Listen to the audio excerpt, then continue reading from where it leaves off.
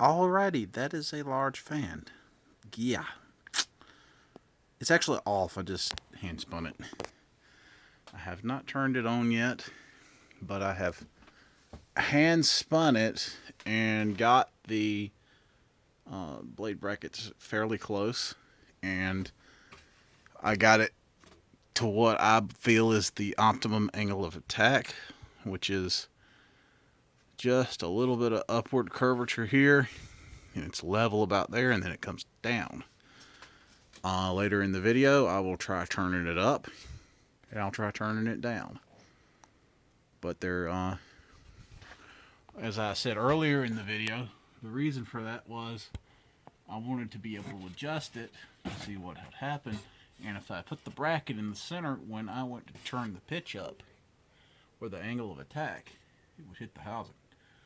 So I guess we're gonna go low, medium, high. Give it a boost. This fan here is kind of my test mule, so to speak. Now that is interesting. We actually, this is low speed. This is not that much slower than it would operate normally on low. And I can feel a definite slight breeze from it. Huh. Let's go medium. See what happens. About 60 RPM there. About 70. Maybe 75, 80.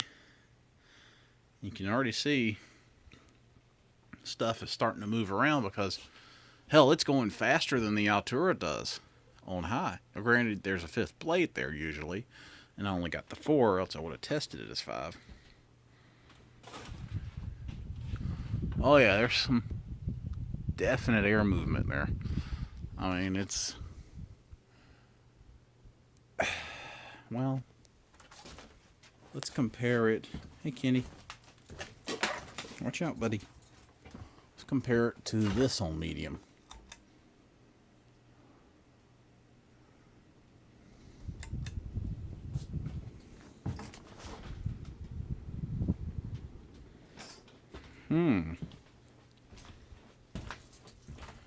Just by the seat of my pants, I would say that this is actually moving more air than that. All right, let's see what the hell happens on high.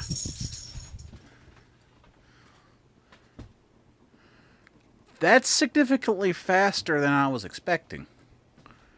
That is...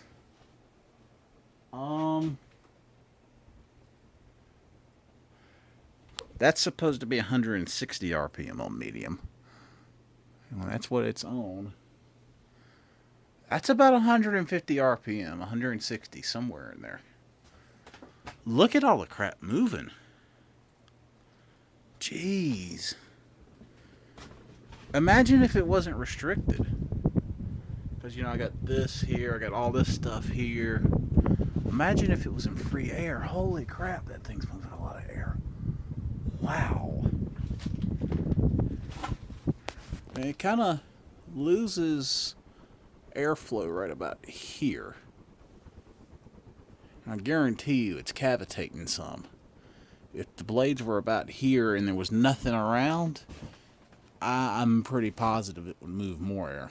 And the reason why I know it's cavitating is because you'll notice, I don't know if you can even see it, but the light fixture is kind of doing that motion. And when a fan is cavitating, they tend to do that. That is insane. I mean, it's... Hunter, are you listening to this? I mean, I think it's ugly as hell, but when DOE comes around in 2017 or 18, and y'all can't do the 1.0 amp original anymore, this might be a solution right here. Make that thing make a DC oil bath motor and put that type of blades on it. Holy crap. crap, that thing moved a lot of air. Let's reverse it just for the hell of it. I can't remember if the J-hook's tight or not. I know it's not going to move any air that way. Well, a little bit, but with the curvature of the blades, reversing a fan like that is kind of pointless. I usually don't do that, by the way. Oh shit, we're dark. I didn't even notice. Sorry about that, y'all. That is insane. Watch out, Kenny, watch out.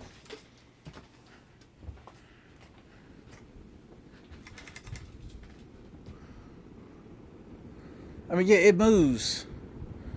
The airspeed is even faster than this. Holy crap. Can you imagine, for just a second, okay. Imagine if the diameter were 52, 56 inches instead of whatever it is now. It could be, somebody correct me if I'm wrong, but the Altura is like 68 inches. We're probably closer to 70, maybe, I don't know. I really don't know what the diameter is. It might be 60 inches. I don't know. But anyway, that's just insane. That moves a lot of air. Now, with the way the original motors are, I probably wouldn't run that like that for a long period of time. But imagine for a second, if you will. Imagine the blade ends right about there. And the pitch was turned up a little bit. Imagine that. That would be insane, I do believe. Because with the curve, without going into a physics lesson, what's happening is instead of the blade coming along and throwing air, because that's what happens, as it's coming through the air, it's going like so, and that's how it moves the air, is it's just throwing it.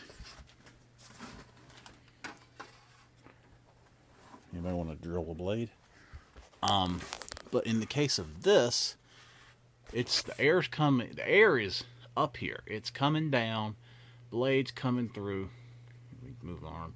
The air's up here. It's coming down because of vacuum, and that's also the reason why you get cavitation. Is that if the pressure gets too low up there, above the fan up here, it can't pull enough air because these blades are not designed for negative pressure. There are some types of fan blades that are designed for negative pressure, and they're not on ceiling fans.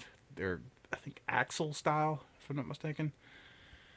But anyway, so the air comes in under vacuum because it's coming up and sucking this way, and it's coming down.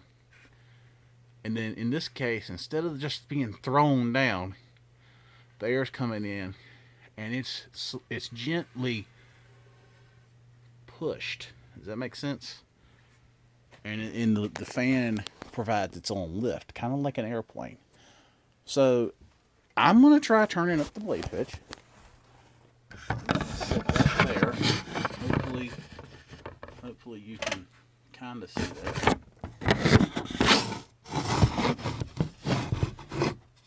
Maybe that'll work. So I'm going to try turning it up as much as I can. Without breaking my brackets, because I've already bent the crap out of them to make them fit the blades. If I break one, well, that's the end of this video, even though I've got more junk ones like this. Okay, so that's turned up about as far as I can get it. And in this case now, the angle of attack is much greater, and the flat surface is here. So it's a lot steeper now. And already I can tell the difference in the air movement. There's already being air thrown out. Okay, let's go up to medium. I'm sure it's going to run significantly slower now.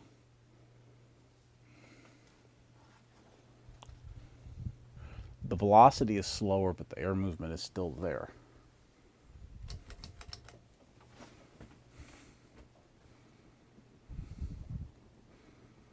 Okay, so that's probably about 100, 110 RPM.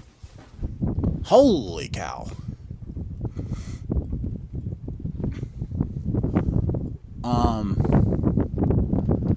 I wouldn't say that it's probably moving more air. And again, because of the boxes and stuff, it's kind of restricted. And I can still see it cavitating a little bit. But holy crap. I mean, there's just an immense amount of air being thrown out here. And if I ever get the time, I'm sorry about the aiming of the camera. I'm just totally blown away by this.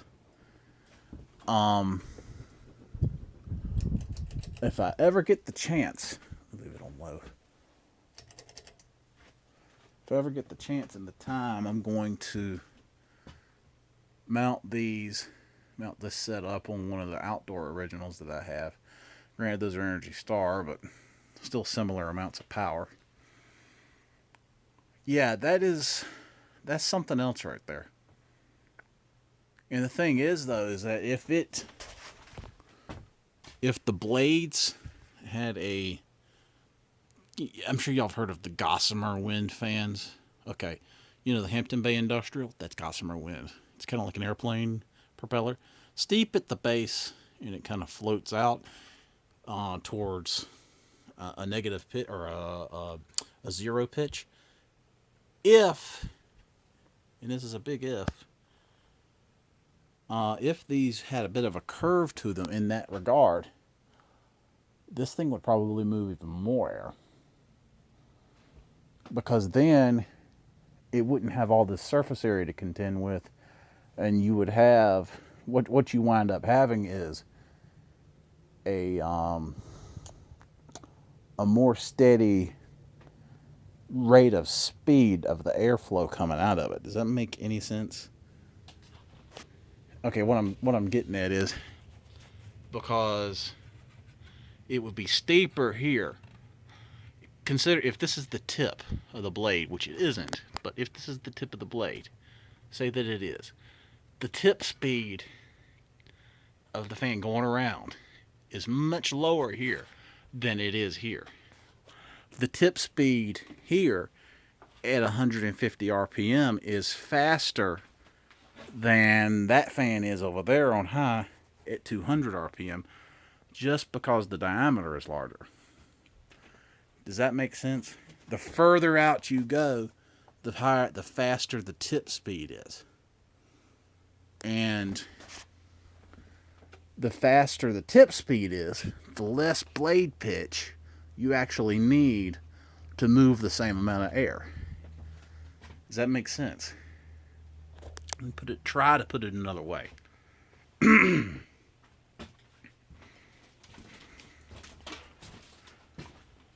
I'll try to use this as an example, but I'm not going to screw with this fan because it's on eBay. Okay. What I'm talking about is, okay, this is 15 degrees. If it came out, okay, say this blade was curved like that one is down there, or those are down there.